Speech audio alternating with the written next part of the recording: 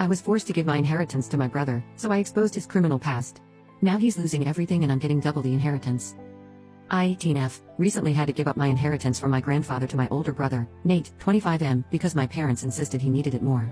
This whole situation has left me feeling betrayed and angry, so I decided to take matters into my own hands. My grandfather passed away last year, leaving behind a substantial estate. In his will, he specified that his assets should be divided equally among his grandchildren. I was set to receive $10,000 and a vintage car that I had always admired. Nate, on the other hand, was supposed to get $10,000 and our grandfather's old pocket watch. The problem started when Nate announced that he wanted to start his own business, a food truck specializing in gourmet grilled cheese sandwiches. He claimed he needed more capital to get it off the ground, and that's when my parents stepped in. They told me that I should give Nate my share of the inheritance because he had a real plan for the future, while I was just going to waste it on college expenses. I tried to argue that college wasn't a waste and that I needed the money too, but they wouldn't listen. My mom even went as far as to say that since I had good grades, I could easily get scholarships, so I didn't really need the inheritance.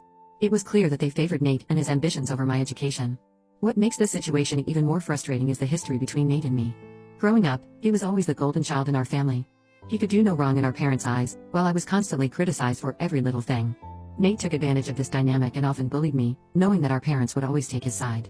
I remember one incident when I was 14 and Nate was 21. He had come home from college for the summer and brought some of his friends with him. They decided it would be funny to lock me in the shed in our backyard during a heat wave. I was trapped in there for hours, scared and dehydrated, while they laughed about it. When I finally managed to get out and told our parents, they brushed it off as a harmless prank and told me to stop being so sensitive. This pattern of behavior continued throughout our childhood and teenage years. Nate would constantly put me down, steal my belongings, and even sabotage my friendships by spreading rumors about me at school. Our parents never intervened, always making excuses for his behavior or blaming me for provoking him somehow. So, when they demanded that I give up my inheritance to Nate, it felt like the final straw. I initially refused, but then my dad threatened to cut me off completely if I didn't comply. He said he wouldn't pay for my college or support me in any way if I didn't help Nate out.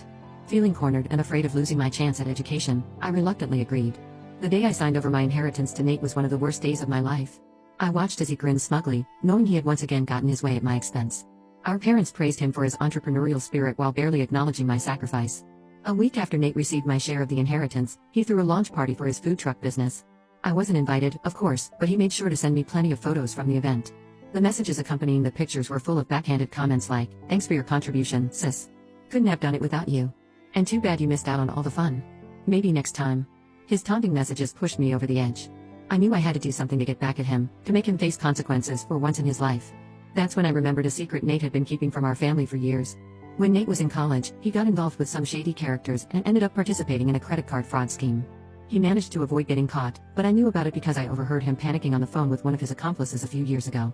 He had sworn me to secrecy, threatening to make my life even more miserable if I ever told anyone. Now, armed with this information, I'm considering exposing Nate's past criminal activities to our parents and potentially the authorities. I know it could ruin his new business and possibly land him in legal trouble, but a part of me feels like he deserves it after years of tormenting me and taking advantage of our parents' favoritism. Am I wrong for wanting to reveal Nate's secret and potentially ruin his business as revenge for being forced to give up my inheritance? I'm torn between feeling justified in my anger and worried that I might be taking things too far. Update 1, it's been 2 weeks since my original post, and a lot has happened. I want to thank everyone who took the time to respond and offer advice. After much consideration, I decided to go through with my plan to expose Nate's secret, but things didn't quite unfold as I expected. I started by anonymously tipping off my parents about Nate's involvement in the credit card fraud scheme. I created a fake email account and sent them a detailed message explaining what I knew, including dates and names of some of the people Nate had worked with. I also suggested they look into his old bank statements and social media activity from that time for proof. At first, nothing seemed to happen. My parents didn't mention receiving any email, and Nate was still going about his business as usual.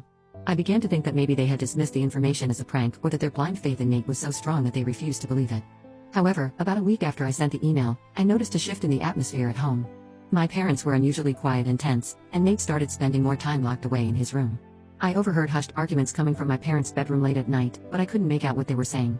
Things came to a head 3 days ago when my parents finally confronted Nate. I wasn't supposed to be home, but I had returned early from a friend's house and overheard the entire confrontation from my room. My dad was yelling, demanding to know if the accusations were true. Nate tried to deny it at first, but as my parents presented more evidence they had uncovered, his lies began to unravel.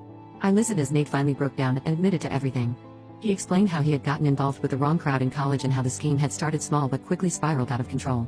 He claimed he had only participated for a few months before realizing how dangerous it was and cutting ties with the group.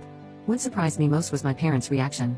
Instead of the unwavering support Nate usually received, they were furious. My mom was crying, saying she couldn't believe he would do something so reckless and illegal. My dad was more angry than I'd ever heard him, telling Nate that he had betrayed their trust and put the entire family at risk. The argument went on for hours, with Nate pleading for forgiveness and my parents cycling through stages of anger, disappointment, and disbelief. At one point, my dad brought up the food truck business, asking Nate if he had used any of the fraudulently obtained money to fund it. Nate swore he hadn't, that all of that was in the past, but my parents seemed skeptical. As the night wore on, I heard my parents discussing what to do next. They were torn between reporting Nate to the authorities and trying to handle it within the family.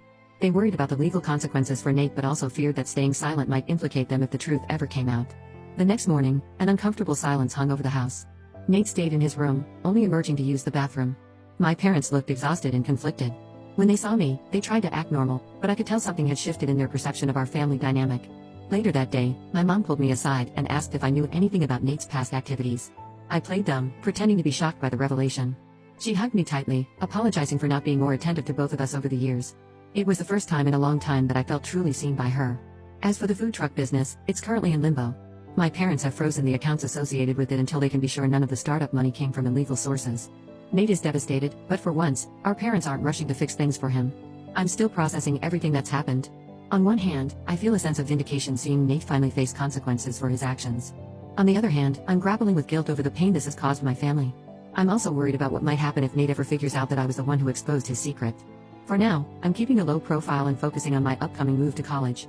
I'm relieved that my parents haven't mentioned rescinding their offer to help with my tuition, especially now that Nate's business is on hold. I'll update again if anything significant happens, but for now, I'm trying to navigate this new, tense family dynamic one day at a time.